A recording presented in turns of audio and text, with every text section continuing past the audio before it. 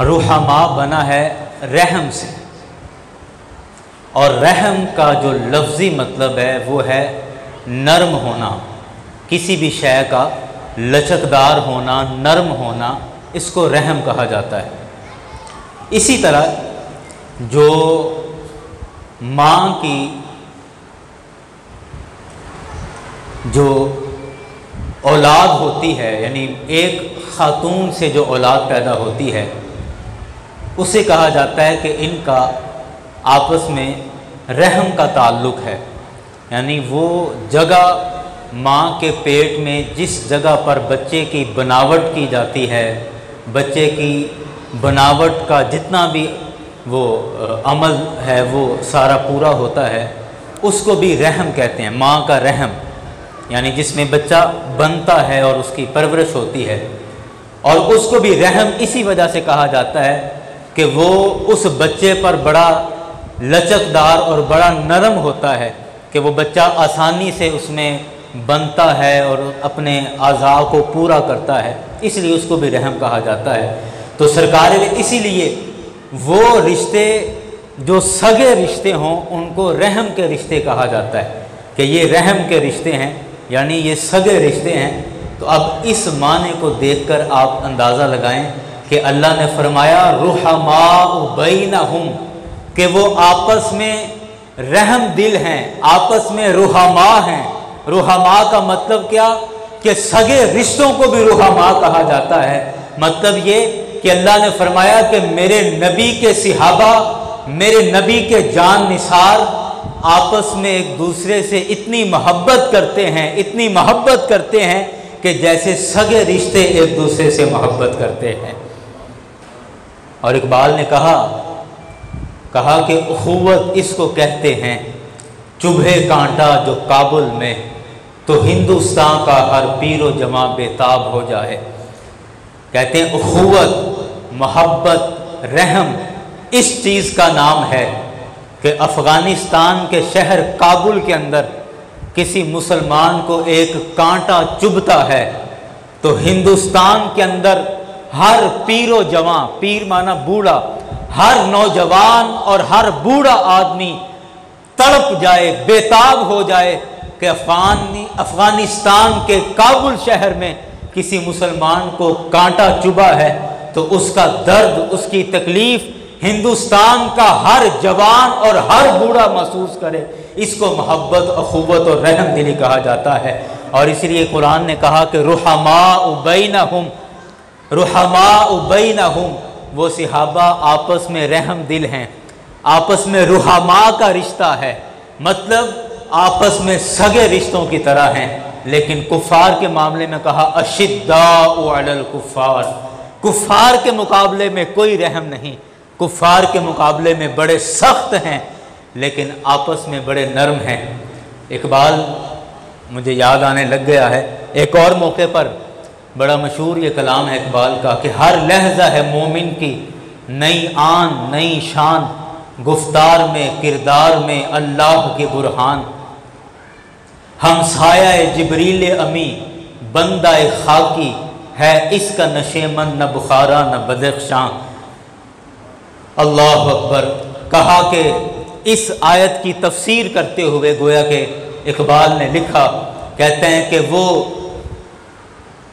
वो जिसके सल्लल्लाहु अलैहि हबीबिही मुहम्मदिन व अलैहि वसल्लम सल्लल्लाहु अलैहि वसल्लम। इकबाल कहता है कि जिससे गुले लाला में ठंडक हो वो शबनम, तूफ़ान के दिल जिससे दहल दहल जाएं वो तूफ़ान।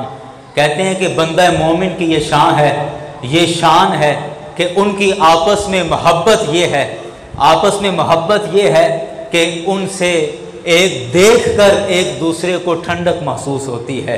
वो जिससे रुख लाला में ठंडक हो वो शबनम, के आपस में मुसलमानों का सिहाबा का ताल्लुक़ ये है कि जैसे शबनम के ठंडे कतरे हों कि जिनको देखकर ही दिल को सुकून मिल जाता है, आपस में इनका ताल्लुक़ ये है। और कुफ़ार के मुकाबले में कैसे हैं, इस शेर का दूसरा मिसरा कहता है दरियाओं के दिल जिससे दहल जाएं वो तूफ़ान, के कुफ़ार के मुकाबले में ये है कि दरिया भी अपने दिल काबू में कर लेते हैं। जब ये मर्द मोमिन ज़रब लगाते हैं और पाँव ज़मीन पर मारते हैं तो दरिया भी अपने रस्ते बदल दिया करते हैं।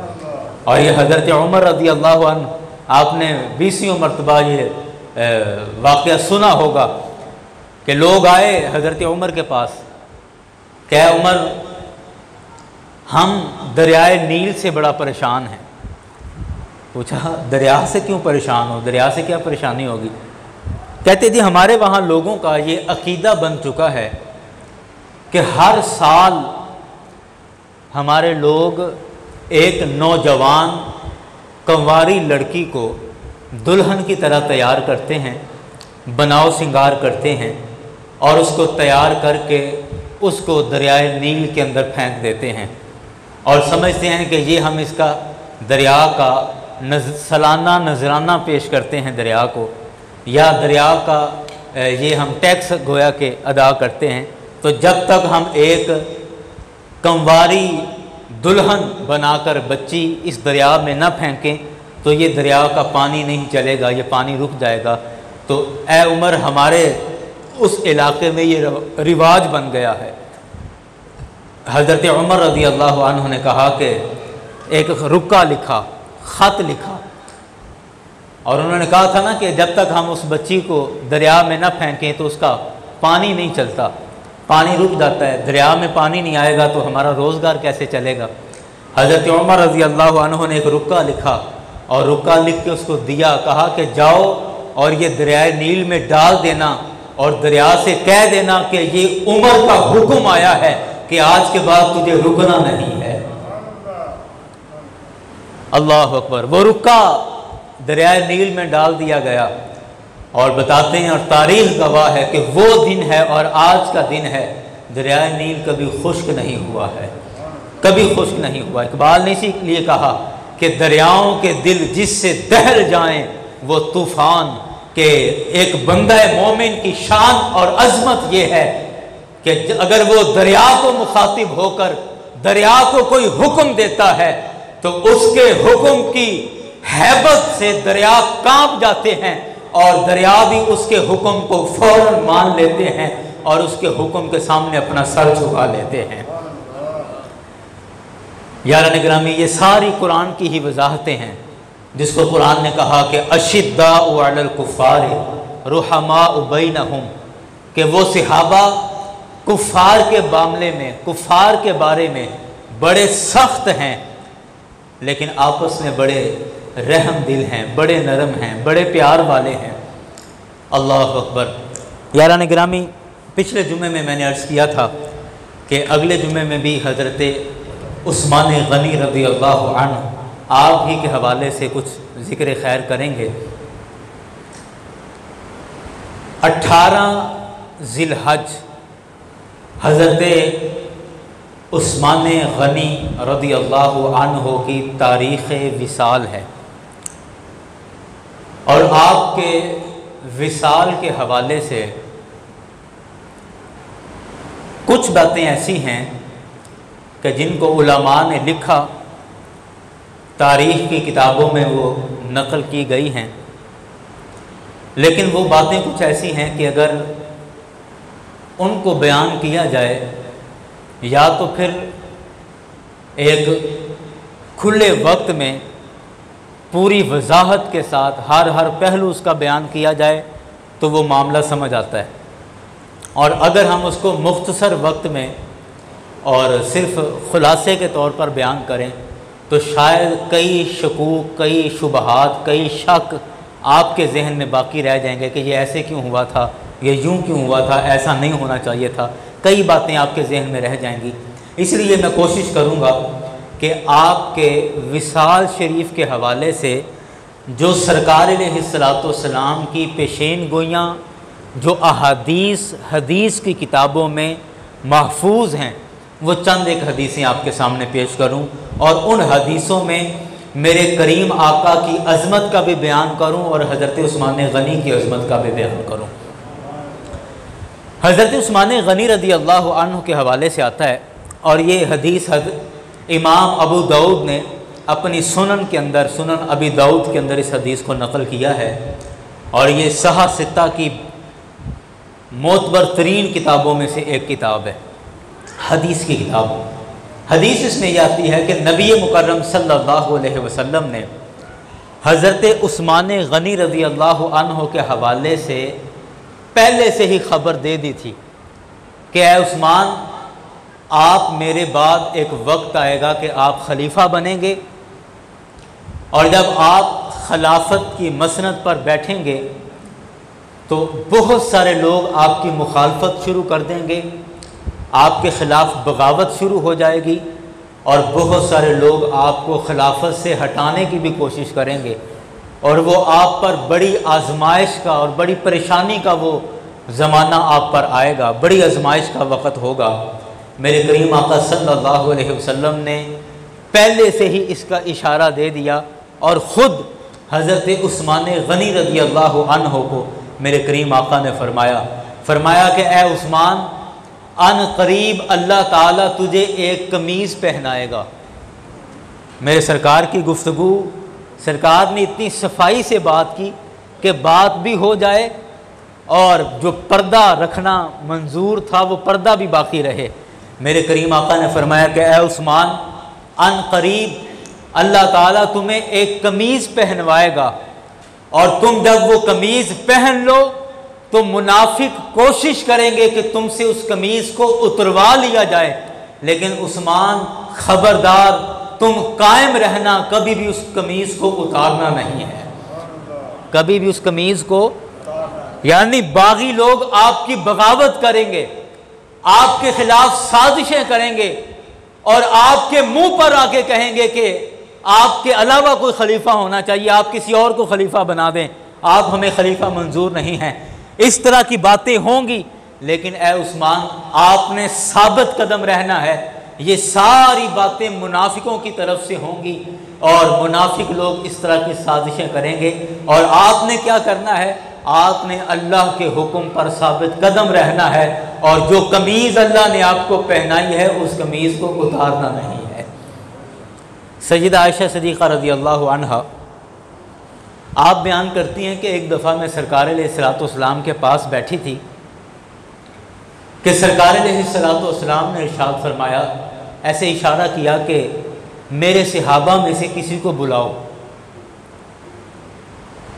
सैयदा आयशा सिद्दीक़ा रज़ी अल्लाह अन्हा अर्ज़ करती हैं कि आका, अब हज़रत अबू बकर को बुलाऊं? सरकार ने फरमाया नहीं। फिर सैयदा आयशा सिद्दीक़ा रज़ी अल्लाह अन्हा अर्ज़ करती हैं कि मैं उमर को बुलाऊं, हज़रत उमर रज़ी अल्लाह अन्हु उनको बुलाऊं? सरकार ने फरमाया कि नहीं। फिर अर्ज़ करती हैं कि मैं आपके भाई हज़रत अली को बुलाऊं? सरकार ने फरमाया कि नहीं। चौथे नंबर पर नाम लिया और अर्ज़ की कि या रसूलल्लाह, क्या मैं हज़रत उस्मान को बुलाऊं? तो सरकार अलैहिस्सलाम ने फरमाया हाँ, उस्मान को बुलाओ। सैयदा आयशा सिद्दीक़ा रज़ी अल्लाह अन्हा कहती हैं कि मैं हज़रत उस्मान गनी को बुलाकर लाई, और जैसे ही आप हज़रत उस्मान गनी सरकार के हुजरे में पहुँचे तो सरकार ने मुझे इशारा किया कि तुम जाओ, यानी हमें अकेला छोड़ दो। हज़रत आयशा से कहा कि आप जाओ, कहती मैं चली गई, और उसके बाद सरकार अलैहिस्सलाम ने हज़रत उस्मान गनी को अपने करीब किया, और आहिस्ता आहिस्ता काफ़ी देर तक सरकार और हज़रत उस्मान गनी आपस में बातें करते रहे। और हज़रत आयशा कहती हैं कि मैं उन बातों की सिर्फ आवाज़ सुन रही थी, लेकिन मुझे समझ नहीं आ रही थी कि ये क्या बात कर रहे हैं। जैसे कोई दो लोग दूर बैठे आहिस्ता आहिस्ता बात कर रहे हों तो पता चल रहा होता है कि ये कोई बात कर रहे हैं, लेकिन वो बात समझ नहीं आ रही होती। हज़रत आयशा कहते हैं कि मुझे नहीं समझ आई वो क्या बातें हुई थी, लेकिन वो आहिस्ता आहिस्ता काफ़ी देर तक बातें करते रहे। उसके बाद खैर हज़रत उस्मान गनी चले गए। वक़्त गुज़रता गया। जब हज़रत उस्मान गनी रज़ी अल्लाह अन्हु के खिलाफत का ज़माना आया, और ये ज़माना भी गुज़रता गया, और आखिरी वक्त में आकर जब बागियों ने हज़रत उस्मान गनी के घर का मुहासरा कर लिया, घर का हिसार कर लिया, और कहा कि ये हम उस्मान को माज़अल्लाह शहीद कर देंगे, कत्ल कर देंगे। इस इरादे से हज़रत उस्मान गनी के घर को घेर लिया गया। उस वक़्त हज़रत इमाम हसन रज़ी अल्लाहु अन्हु आगे बढ़े और हज़रत उस्मान गनी के घर तशरीफ़ लाए। हज़रत मौला कायनात उस वक़्त आगे बढ़े, हज़रत ज़ुबैर उस वक़्त आगे बढ़े और हज़रत उस्मान गनी से पूछा कि ए अमीरुल मोमिनीन, आप हमें इजाज़त दें कि हम इनके ख़िलाफ़ जिहाद करें, यानी इनके ख़िलाफ़ हम तलवारें निकालें कि जो आपके घर का मुहासरा किए हुए हैं, आपके घर को जो हिसार में लिए हुए हैं, जो आपको शहीद करना चाहते हैं, हम अभी इनको भगा देते हैं और अभी इनके ख़िलाफ़ तलवार निकालते हैं। तो मेरे नबी के इस ग़ुलाम ने, हज़रत उस्मान गनी ने, अब सुने वो जो बातें हुई थीं, वो जो सरकार ने आहिस्ता आहिस्ता कान में बातें की थी, वो राज अब आकर हज़रत उस्मान गनी ने खोला। जब कहा गया कि ए उस्मान, आप इजाज़त दें कि हम इनके ख़िलाफ़ तलवार निकालें जो आपके घर का मुहासरा किए हुए हैं, हज़रत उस्मान गनी ने फरमाया कि नहीं, मैं इनके ख़िलाफ़ कभी भी तलवार नहीं निकालूंगा, मैं इनके ख़िलाफ़ कभी लड़ाई नहीं करूंगा। मेरे नबी ने मुझसे वादा लिया है कि ए उस्मान, तुम पर एक वक्त आएगा कि चंद मुनाफिक लोग तुम्हें शहीद करने के लिए तुम्हारे घर का मुहासरा कर लेंगे, लेकिन उस वक़्त तुमने तलवार नहीं निकालनी बल्कि सब्र का और शुक्र का मुजाहरा करना है। मेरे मुस्तफ़ा ने मुझसे वादा लिया था और आज वक्त आ गया है कि मैं अपने मुस्तफ़ा से किया हुआ वादा पूरा कर रहा हूँ। मैं इनके खिलाफ कभी भी तलवार नहीं निकालूंगा।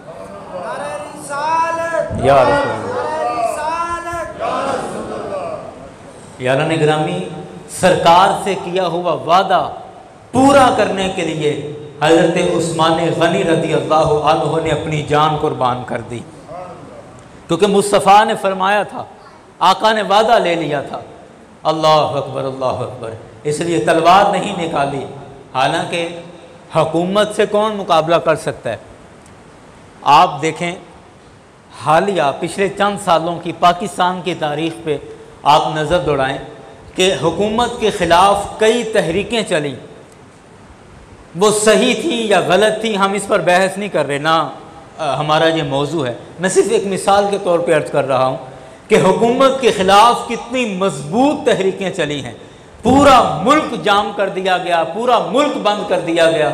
उसके बावजूद हुकूमत चकमा देकर उस भंवर से या उस आजमाइश से निकल गई और उसके बाद किसी की कोई बात नहीं सुनी और इतनी मजबूत तहरीक चल गई और उसके बावजूद हुकूमत का बज़ाहिर कुछ नुकसान नहीं हुआ। हुकूमत फिर भी अपने दिन पूरे कर रही है, अपने पैरों पर खड़ी है।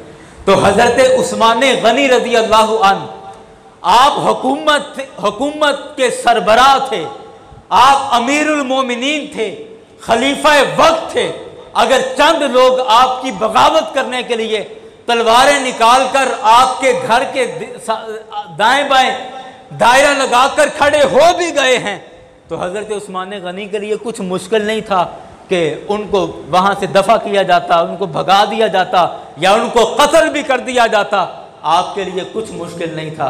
लेकिन हज़रत उस्मान गनी, आपने फरमाया कि मेरे मुस्तफ़ा ने, मेरे आका ने मुझसे उस वक़्त तन्हाई में ये वादा लिया था कि जिस वादे का मेरे और मेरे मुस्तफ़ा के अलावा और किसी को नहीं पता, या मेरा रब जानता है या मेरा मुस्तफ़ा और मैं जानते हैं। हमारे दरमियान वो वादा था कि जब बागी तुम्हारे ख़िलाफ़ बगावत करेंगे तो तुमने उनके ख़िलाफ़ तलवार नहीं निकालनी बल्कि सब्र और शुक्र का मुजाहरा करना है।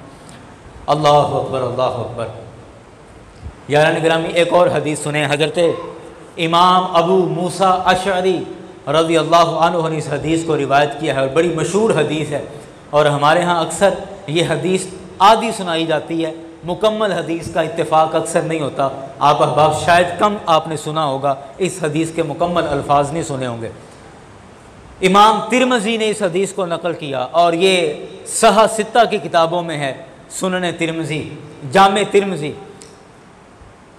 अल्लाह अकबर। हज़रत अबू मूसा अशरी रज़ी अल्लाहु अन्हु आप रिवायत करते हैं, कहते हैं कि एक दफ़ा ऐसा हुआ कि मदीना शरीफ के बाहर एक बाग था और वो बाग अपनी चारों ओर से इर्द गिर्द से दीवार से ढका हुआ था, यानी दीवार की हुई थी, पूरे बाग के दाएं बाएं दीवार थी और उस चार दीवारी के अंदर वो बाग था। उसमें एक कुआं भी था जो बाग के अंदर भी पानी देता था और उस चार दीवारी के बाहर जो खेत थे अक्सर उनको भी सैराब किया जाता था। और मेरे करीम आका सल्लल्लाहु अलैहि वसल्लम की अक्सर ये आदत मुबारक थी कि सरकार का जब कभी बाहर जाने को दिल करता या सैर को दिल करता मदीना शरीफ में, तो सरकार मदीना शरीफ से निकल कर इस बाग में आ जाया करते थे।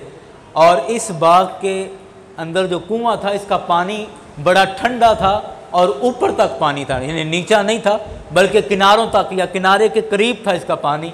और अक्सर मेरे करीम आका सल्लल्लाहु अलैहि वसल्लम क्या किया करते थे कि मदीना शरीफ से निकल कर बाहर इस बाग में आ जाते और इस कुएं के किनारे पर बैठकर तहबंद ऊपर उठा के और सरकार अपने पैर ऐसे ठंडे पानी में रख के अक्सर सरकार बैठ जाया करते थे। चंद एक सहाबा किराम भी साथ होते, वो कुएं के इर्द गिर्द बैठ जाते, वहाँ बातचीत होती रहती और जब तक सरकार का दिल चाहता, सरकार की तबीयत चाहती, वहाँ बैठे रहते और उसके बाद फिर सरकार उठ के वापस मदीना शरीफ तशरीफ़ ले आया करते थे। मेरे उस्ताद मुकर्रम अल्लाह ताला उनकी ज़िंदगी लंबी फरमाए, जब ये हदीस पढ़ा रहे थे तो उन्होंने एक बड़ी प्यारी बात की। उन्होंने कहा कि कभी कभार सैर के लिए जाना, बाहर खेतों में कह लें या घर से बाहर जिसे हम आउटिंग के लिए कहते हैं, आउटिंग के लिए चले जाना या बाहर कि पार्क में चले जाना, किसी बाग में, किसी खेत में या बाहर सैर के लिए चले जाना, ये भी मेरे करीम आका सल्लल्लाहु अलैहि वसल्लम की सुन्नत मुबारक है कि सरकार अक्सर बाहर बाग में उस कुएं के किनारे पर उसमें पाँव लटका के ऐसे सरकार अक्सर बैठ जाया करते थे।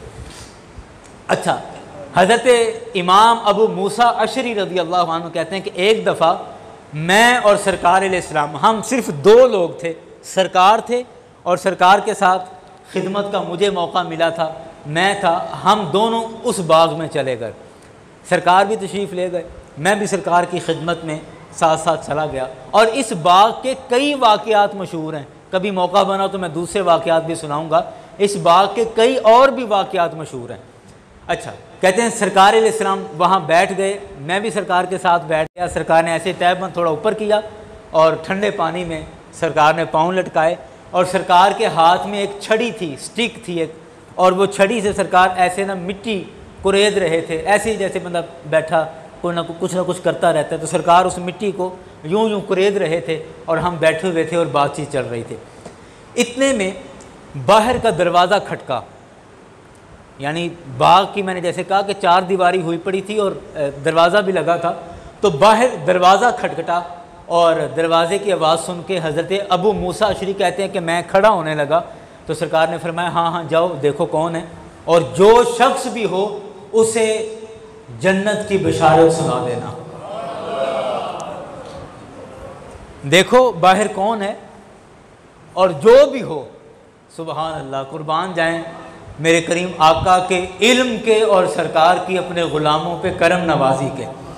सरकार ने फरमाया हाँ देखो कौन है और जो भी हो फबश्शिरहु बिल जन्ना। हदीस के लफ्ज़ ये हैं कि जो शख्स भी हो उसे जन्नत की खुशखबरी भी सुना देना।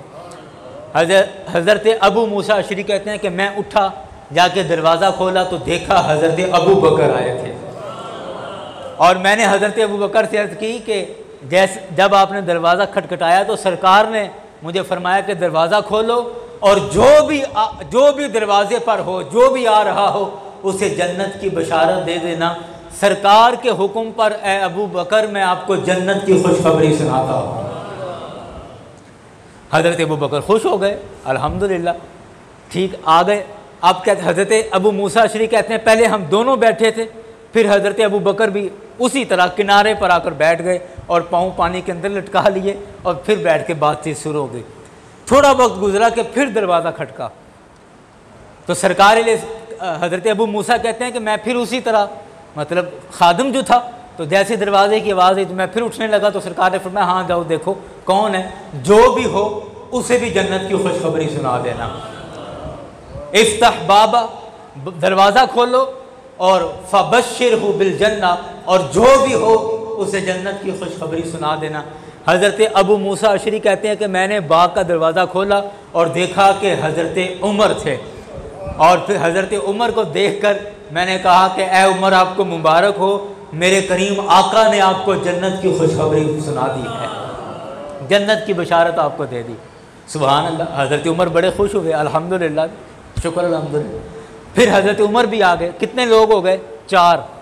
अब ये चारों फिर बैठ गए उसी तरह, यानी कुआं था, बड़ा कुआं था, उसके किनारे पर सरकार भी बैठे हैं, हज़रत अबू मूसा अशरी, हज़रत अबू बकर, हज़रत उमर रज़ी अल्लाहु अन्हुम, ये 3 सहाबा और चौथे रसूल पाक सल्लल्लाहु अलैहि वसल्लम इसी तरह उस कुएं के किनारे पर बैठ गए और फिर बातचीत शुरू हो गई। फिर वक़्त गुजरता रहा, इतने में फिर तीसरी दफ़ा दरवाज़ा खटका और हज़रत अबू मूसा अशरी कहते हैं मैं फिर उठा, तो सरकार ने फरमाया कि हाँ अबू मूसा जाओ, दरवाज़ा खोलो, जो भी हो उसे 2 चीज़ें हैं, अब जो भी हो उसे जन्नत की खुशखबरी भी सुनाना और कहना कि मुस्तफ़ा ने तुझे जन्नत की खुशखबरी तो सुना दी है, लेकिन तुझे ज़िंदगी में मुसीबतें बहुत आने वाली हैं, तुझे ज़िंदगी में आजमाइशें बहुत आने वाली हैं।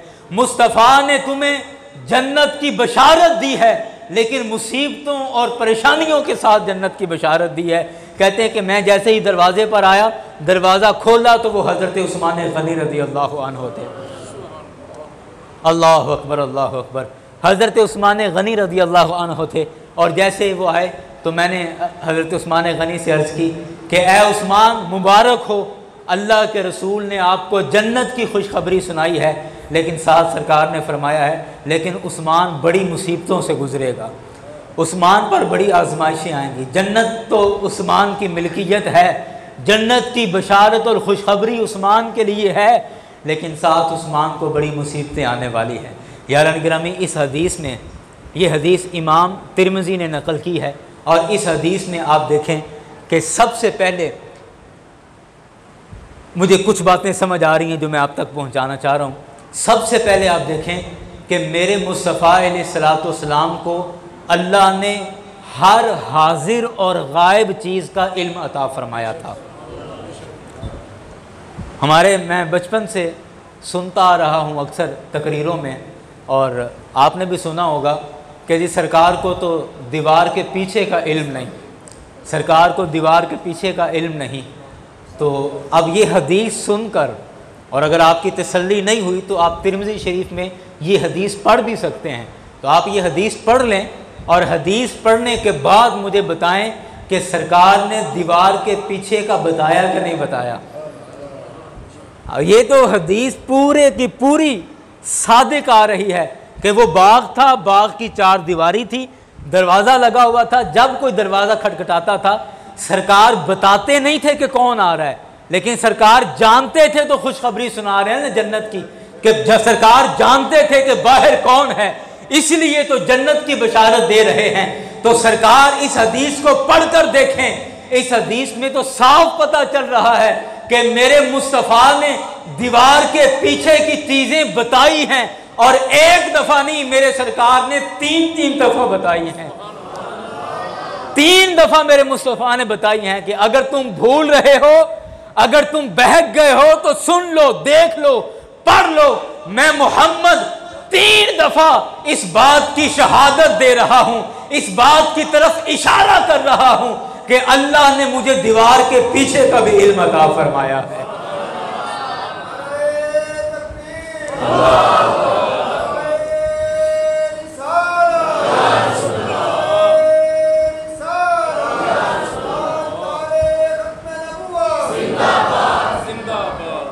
अल्लाह अकबर।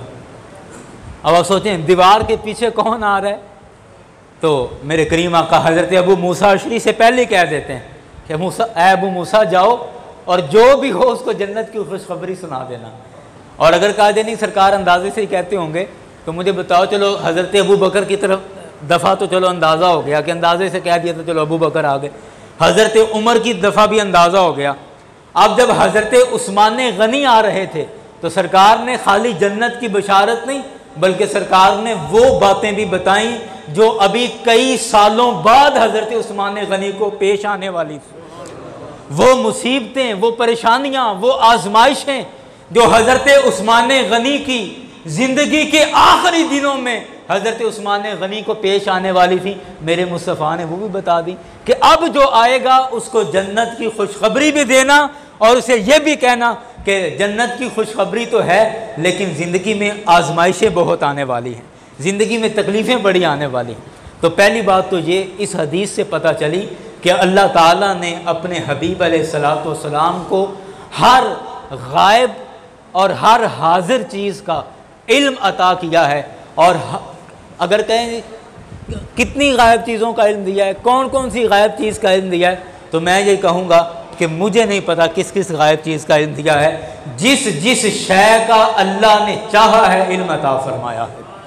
बड़ी सीधी सी बात है कि जिस जिस शय का अल्लाह ने चाहा है इल्म अता किया है। अब हम उंगलियों पे गिन नहीं सकते कि कितनी चीज़ें थी जिनका इल्म अता किया गया था। हम ये कहेंगे कि हाँ अल्लाह ने इल्म दिया है। कितना दिया है? जितना उसने चाहा उतना अता किया है और जितना मेरे मुस्तफ़ा ने चाहा उतना लिया है। बाहर कैफ ये महबूब और मुहिब के आपस की बात है, देने वाले ने कितना दिया और लेने वाले ने कितना लिया, ये अल्लाह जाने और अल्लाह का रसूल जाने। अच्छा, इस हदीस में दूसरी बात आप देखें कि मेरे करीम आका सल्लल्लाहु अलैहि वसल्लम ने जन्नत की बशारतें अता फरमाई, जन्नत की बशारतें अता फरमाई। और ये एक मौका नहीं है, इस तरह के कई मौके ऐसे आए हैं कि मेरे आका ने अपने ग़ुलामों को जन्नत की बशारतें अता फरमाई हैं। इस तरह के और भी कई मौके आए। वो एक बड़ी मशहूर हदीस है, मैं अक्सर आपको सुना चुका हूँ कि हज़रत रबिया बिन काब असलमी रज़ी अल्लाह अन्हु के बारे में इमाम मुस्लिम ने किताबुल इत्तिसाम के अंदर इस हदीस को नकल किया। बड़ी मशहूर हदीस है। हज़रत रबिया कहते हैं कि मैं अक्सर सरकार के पास रात गुजारा करता था।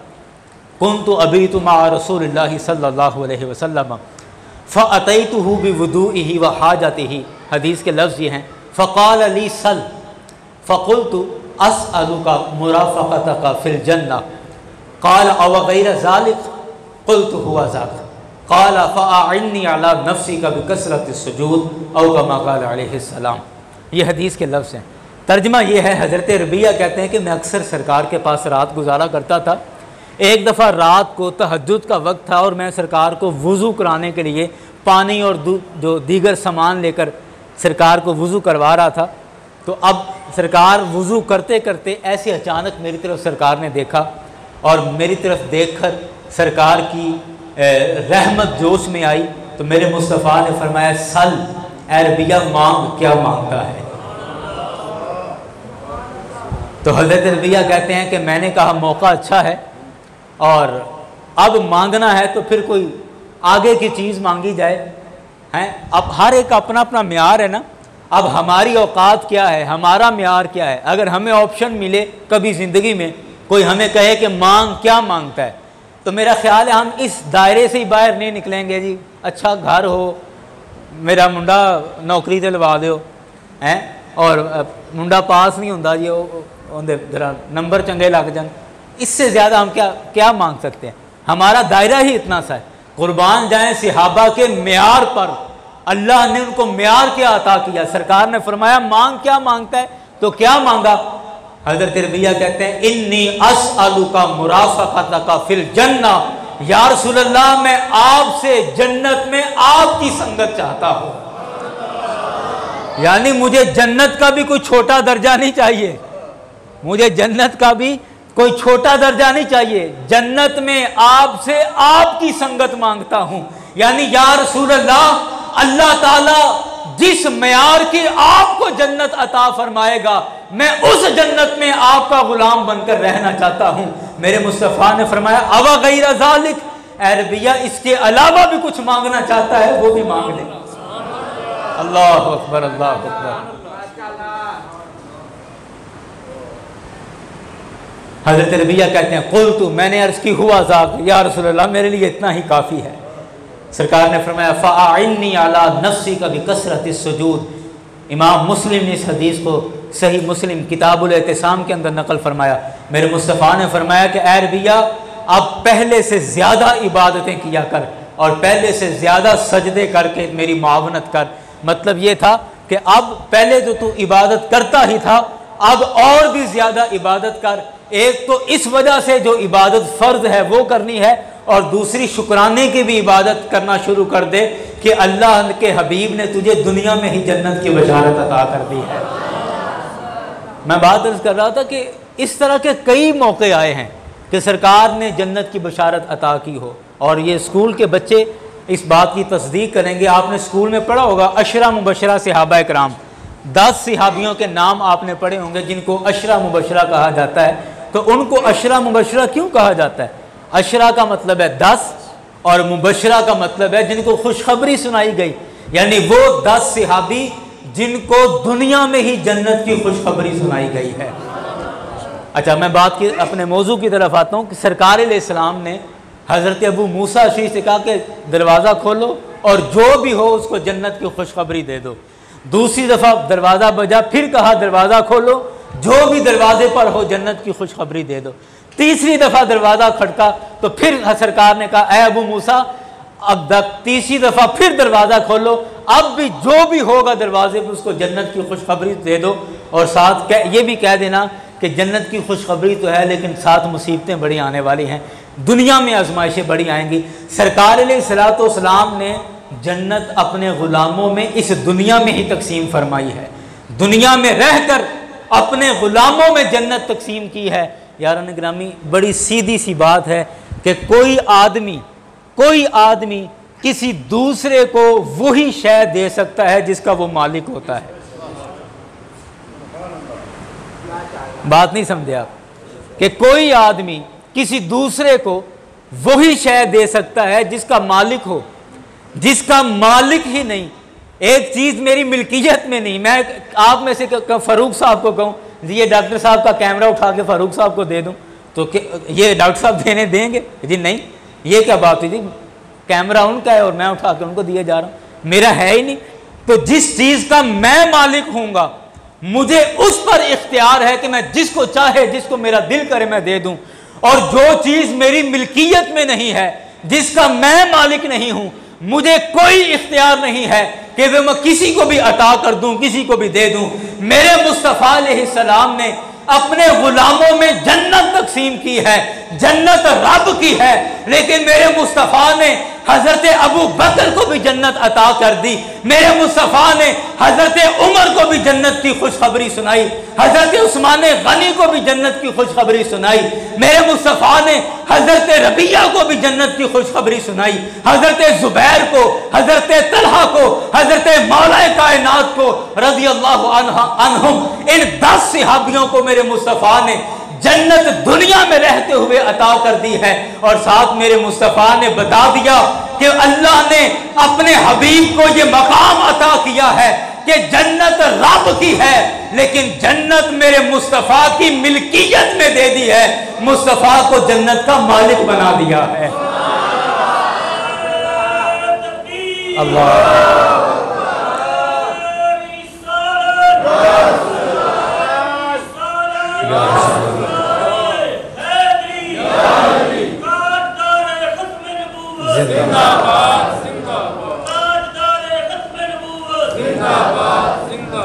मेरे साथ जरा मिलकर पढ़ लें, या मुस्तफ़ा खैरुल वरा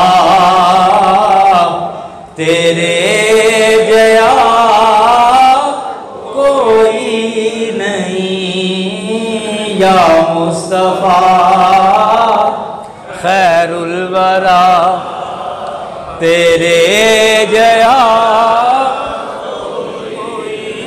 नहीं, किन्नू कवा तेरे जया, तेरे जया या रसूल अल्लाह, किन्नू कवा तेरे जया, तेरे जया। अल्लाह अकबर, अल्लाह अकबर। जन्नत खुदा की है, लेकिन मेरे मुस्तफ़ा को अल्लाह ने जन्नत का मालिक बना दिया है। ऐ मेरे हबीब, तुम इस जन्नत के मालिक हो, जिसे चाहो अता करते चले जाओ। अल्लाह अकबर। इस हदीस से अब तीसरी बात कि अल्लाह तबारक व तआला के हबीब ने हज़रत उस्मान गनी रज़ी अल्लाह अन्हु पर आने वाली मुसीबतें जो अभी कई साल बाद आनी हैं, उन मुसीबतों का पहले से ही ज़िक्र कर दिया।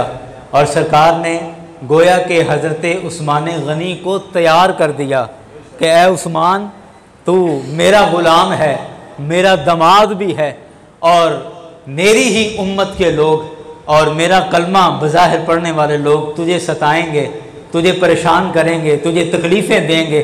और उन तकलीफ़ों का मैं तुझे पहले बता रहा हूँ कि आजमाइशें आएंगी, तकलीफ़ें आएंगी, कि कहीं उस वक्त पर आकर, उस ज़माने में जब वो मुसीबतें आएँ तो कहीं घबरा ना जाना, लड़खड़ा ना जाना। तुझे पता हो कि इन चीज़ों का, इन बातों का मेरे आका ने पहले से ही जिक्र कर दिया था, पहले से जिक्र कर दिया था, ताकि मेरा उस्मान उन मुसीबतों के लिए पहले से तैयार हो जाए, मेरा उस्मान उन मुसीबतों के लिए पहले से तैयार हो जाए। इसलिए सरकार ने फरमाया कि अबू मूसा, अब जाके दरवाज़ा खोलो और जो भी बंदा होगा उसको जन्नत की खुशखबरी भी सुना देना, और ये भी कह देना कि खुशखबरी तो है लेकिन साथ आजमाइशें बड़ी आने वाली हैं, साथ तकलीफ़ें बड़ी आने वाली हैं। यारान गिरामी, सरकार अलैहिस्सलाम के जान निसारों ने, सरकार के सहाबा कराम ने जिस तरह अपने तन मन धन की बाजी सरकार पर लगाई है और मेरे आका की ग़ुलामी में सब कुछ पेश कर दिया है, तो अल्लाह ने फिर इनाम ऐसे अता किए हैं, फिर इकराम ऐसे अता किए हैं कि अल्लाह ने उनके चर्चे क़यामत तक के लिए ज़िंदा कर दिए हैं, उनके ज़िक्र ज़िंदा कर दिए हैं, उनके नाम ज़िंदा कर दिए हैं। अच्छा, एक बड़ी हैरत की बात है और शायद थोड़ी सी आपको नापसंद भी लगे, लेकिन बात बिल आखिर हकीकत है कि आज हम अपने बच्चों का नाम उस्मान रखते हैं। अक्सर हर तीसरे चौथे घर के अंदर या पांचवें घर के अंदर आप देखेंगे कि उस्मान नाम का बंदा ज़रूर होगा। अब बहुत ज़्यादा ये नाम रखा जाता है। अबू बकर, उमर, उस्मान, अली, ये चार नाम ऐसे हैं, और इन सबसे ज़्यादा मोहम्मद, अहमद यानी सरकार का नाम, ये 4-5 ऐसे नाम हैं जो बड़ी कसरत से रखे जाते हैं, बड़ी कसरत से रखे जाते हैं। और इस नाम का मतलब पता है क्या है? उस्मान का। अब आपको हैरत होगी ये सुनकर, लफ्ज़ उस्मान का मतलब है सांप का बच्चा,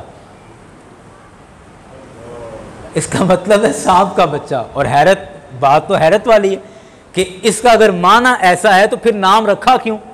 असल मसला ये था कि ज़माना जाहिलियत ने इस तरह जानवरों के नाम पर नाम रखे जाते थे, और आज भी कई हम जानवरों के नाम पर नाम रखते हैं, लेकिन बहुत कम हो गया है। जैसे असद, आज भी असद नाम रखा जाता है, असद का माना है शेर, तो शेर भी एक जानवर है, तो जानवर के नाम पर आज भी नाम रखे जाते हैं, लेकिन बहुत कम हो गया है। लेकिन ज़माना जाहिलियत में बहुत ज़्यादा था कि जानवरों के नामों पर नाम रखे जाते थे।